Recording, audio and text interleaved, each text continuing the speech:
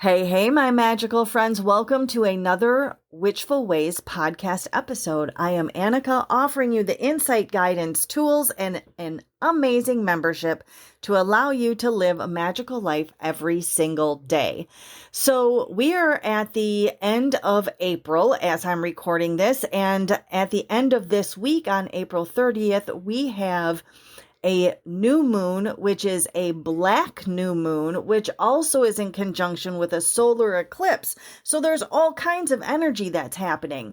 This type of energy is normally very eye-opening to people. There are things that all of a sudden become very clear in the areas of finance and personal successes and what you want to do with your life and the path that you need to be taking and how you need to be getting there. So if those things have been in a conundrum for you for a period of time, you may find that things are starting to really make sense for you now, and you can thank this black new moon coming up. So why is it a black new moon? Well, the black moon is any second new moon in a calendar month. That's simply what it is. They just deemed it a black moon. So, just like a blue moon is any second full moon in a calendar month, it's called a blue moon. That doesn't happen very often, and that's where the saying comes from, every once in a blue moon. Okay, so all kinds of energy going on. Sometimes when we enter an eclipse season and with eclipse energy, we have to make sure we are taking care of ourselves, right? Because it can get pretty chaotic. It can add extra chaotic energy to our life in daily, just general living. So I want to talk today about some witchy self-care and some self-care routines. And I don't know, like what is it that makes a routine witchy? It's an independent thing, right? Like I'm always about you do you, witchy poo. So whatever that means to you, for me, it's utilizing natural elements and adding more spiritual, open-minded aspects to my self-care. A little bit of mystery and magic and tuning into spirit, right? Working with things that are unseen. A lot of trust, stepping into trust and flowing with the energy and allowing yourself to be in a self-care mode and mindset really helps because we're recharging our battery, right? We're trying to claim back a little bit of what is good and fun and healthy and restorative to us, to you individually. Some people that may be, dancing. Other people that may be painting. It may be reading. It may be watching a movie. It may be taking a bubble bath. It may be doing a foot soak, which is what I love. But it's whatever it is to you, right? We all have our different definitions of it. Basically, your self-care is carving out that time to do something that is just for you, that just you enjoy for the pure sake of doing it, or having it done to you, I guess, if you're talking about spa days and massages. So here are some different things that I add some witchiness, quote unquote, right, to self-care routines. One is, of course, working with the moon.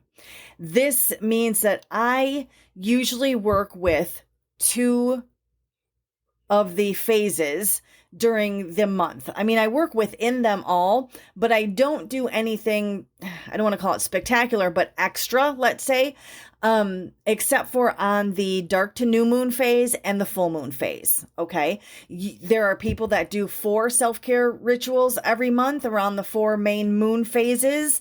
So whatever works for you. There's tons of self-care worksheets that are free online that you can download. You can go to my blog post at witchfulways.com on the blog post, and I will have a downloadable self-care journal for you. So, working with the moon. By following those 2 phases for me and the ones in between, I mean, I notice it all month long, but I'm touching aspects that I feel keep me in balance and that I feel really work the most benefit for me energetically. So working with the moon. A second one and a big one for me is divination. Common forms of divination could be oracle cards, tarot cards, Lemron cards, all regular playing cards, whatever you read, pendulums, reading tea leaves, which means you get to enjoy a fabulous cup of tea beforehand, right? Scrying, whether that's black mirror scrying. I've had a lot of the black mirrors going out over the last couple days again. So the scrying, automatic writing, working within numerology, astrology, palmistry, spirit dice, and runes. I love my spirit dice and runes, and those are just a few of them. There's all kinds of different forms of divination as well. So working within divination to get some clarity, answers, guidance, and insight is an amazing thing.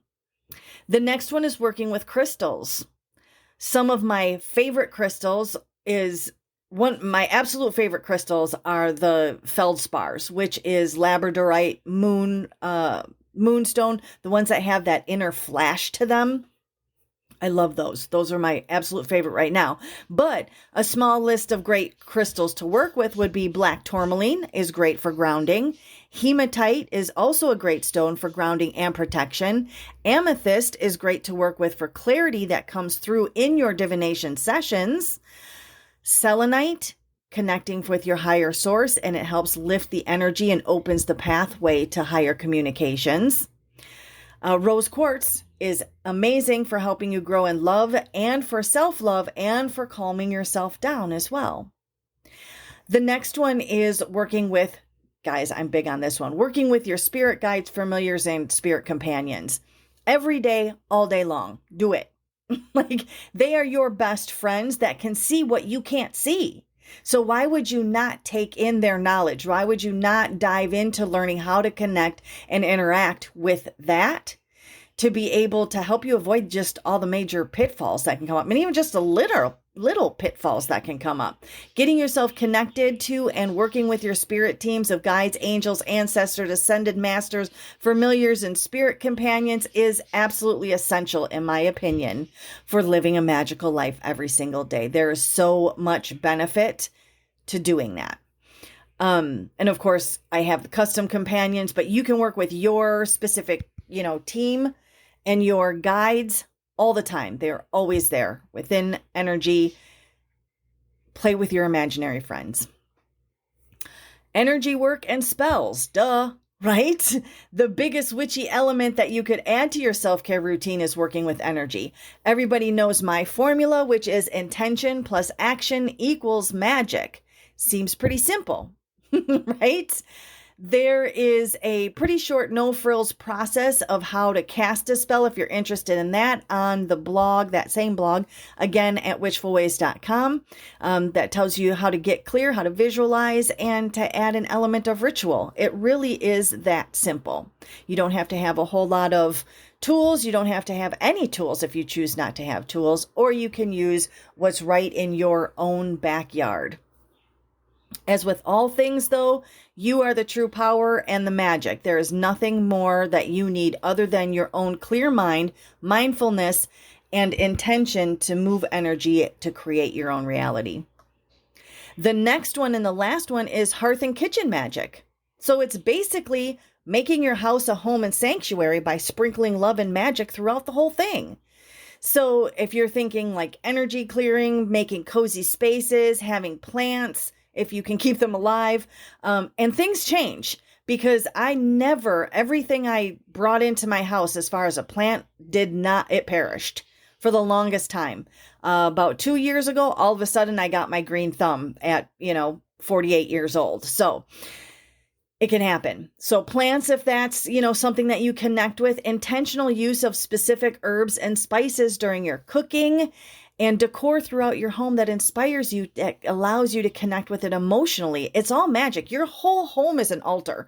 People go, oh, let me see your altar. Ta-da, here's my whole house, right? Because I sprinkle magic throughout my entire home, because it is an altar. The energy within it, your home itself has its own energy that you connect with. And to make it happy is to make yourself happy, because that brings the higher vibes in, right? So as you can see, there are a lot of different ways that you can sprinkle magic into your mundane life to help support you and your self-care too. It's always about how you feel about it. What do you connect to? And how do you feel it's right to work the energy bending talents that you have? That's what makes it powerful magic. Powerful. So I hope that you make every day a magical one for yourself. And of course, if you want to surround yourself with some like-minded, amazing people, be sure to join the Witchful Ways of Mindful Magic Facebook group or check out the amazing membership that we have that goes on monthly. So enjoy the energy that's going on. Figure out what it is that universe is opening you up to, because we're all being opened up to some ideas and some concepts that maybe we haven't thought about in ways that we can work our own talents and able to support each other, because we are all a oneness of billions of people. Have a wonderfully magical rest of your day.